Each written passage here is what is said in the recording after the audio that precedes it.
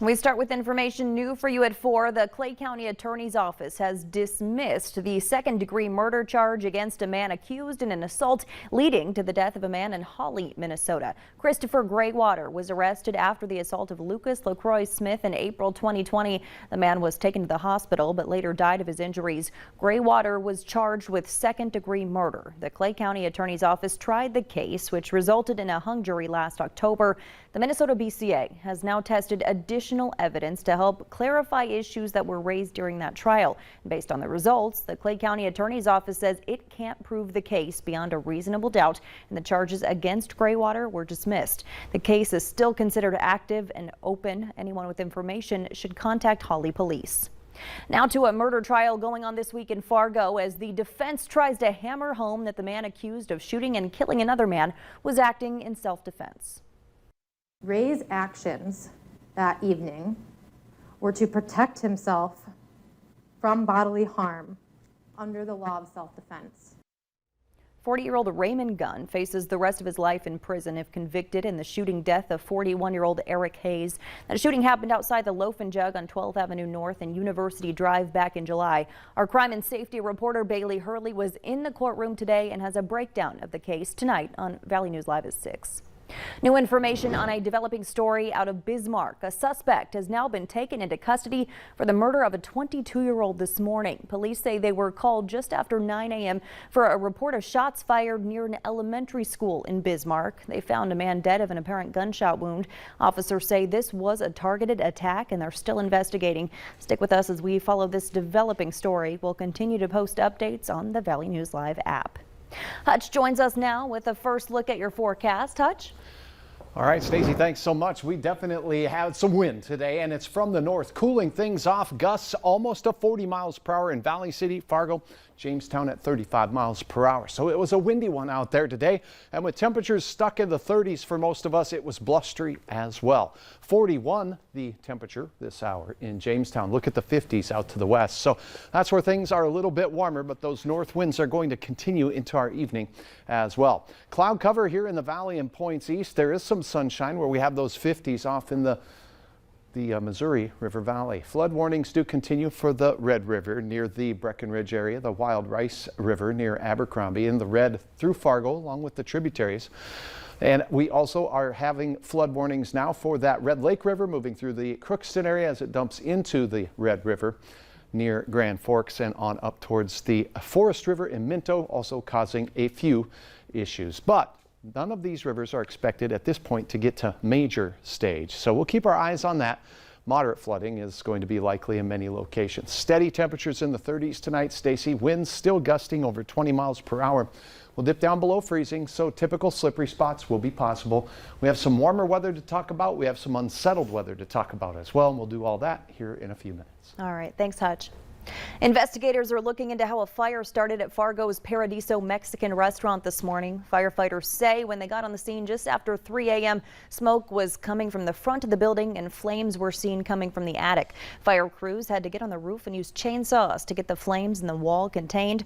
No one was hurt, but damages are estimated at $150,000. The restaurant is reopening tomorrow at 3 p.m. A new scam attempts to convince you that they're calling for donations on behalf of an area church. Bethel Church in Fargo says they were recently made aware of people receiving scam calls in an attempt to get donations.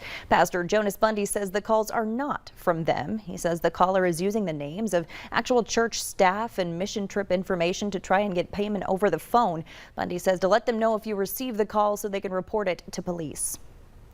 New at 4, a former Secretary of State, Madeleine Albright, has passed away at the age of 84. She was the first female U.S. Secretary of State. She served as a U.S. ambassador to the United Nations during the 90s until she became the Secretary of State in 1997. She held that post until 2001. Her family said she died from cancer.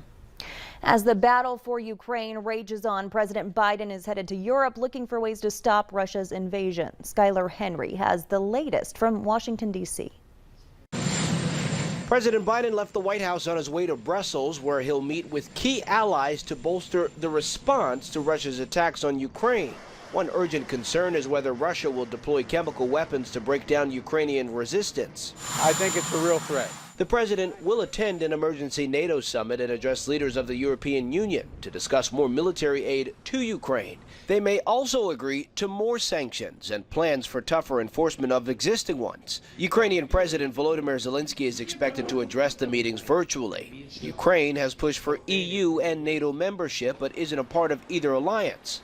The fighting in Ukraine just hit the 1-month mark, and President Biden's 4-day trip is designed to make sure the West remains united in the face of Russian aggression. NATO estimates Russia has suffered as many as 40,000 battlefield casualties, with up to 15,000 killed. And still, Ukrainian forces remain defiant in the capital, Kyiv, even as more bombardments target the city. It seems like not rocket, because if it's rocket, it's more damage.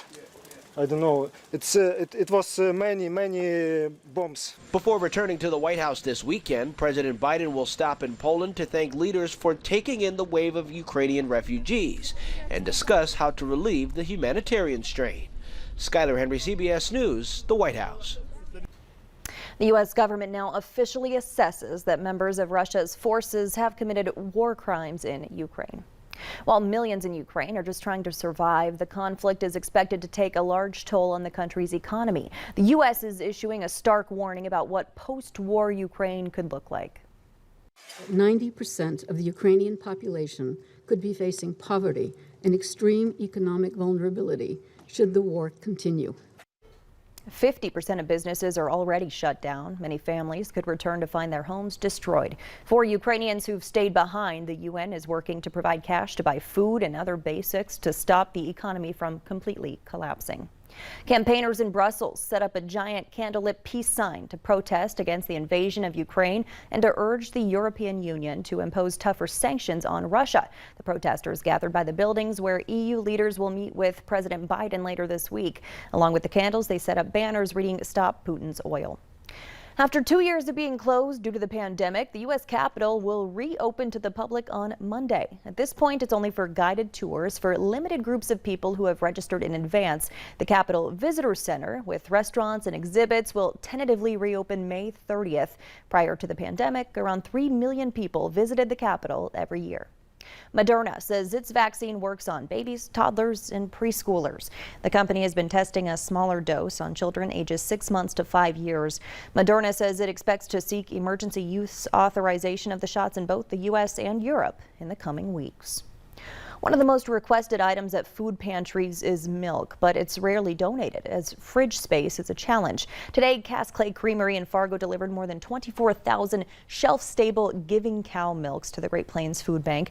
The packs will be distributed to food pantries, shelters, soup kitchens, and charitable feeding programs across more than 100 communities in North Dakota. Cass Clay says the single-serve packs have a shelf life of up to 12 months and are specifically designed for food shelves and kids' backpack programs. A Fargo native and NFL player is visiting local students to celebrate inclusive physical education. Abel Fayed is a new 9-week curriculum from TNT Kids Fitness that gives kids of all abilities the opportunity to exercise and play with their peers. TNT is partnering with New York Jets center Connor McGovern to combine their athletic knowledge and love of working with kids in the community. I wanted to do, my charitable works back home, give back to the community that helped me so much growing up. And my wife and I are going to settle here. We're building a house here, so we're excited to start our involvement in the community that, we're going to raise our kids in. So far, students in 6 rural school districts have taken part. TNT and McGovern hope Abel Fayed can be a course offered to all schools, grades 7 through 12, all across North Dakota.